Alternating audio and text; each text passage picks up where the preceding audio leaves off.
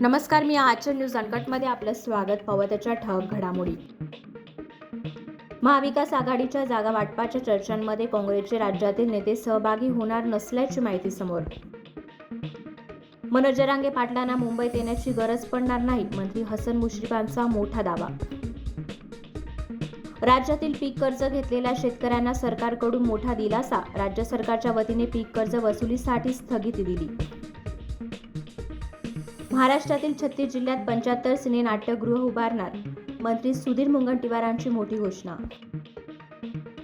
पुण्यातील येरवडा कारागृहातील कैद्यांच्या खुनानंतर नातेवाईक आक्रमक, मृतदेह स्वीकारण्यास नकार, पोलिसांवर गुन्हा दाखल करण्याची मागणी.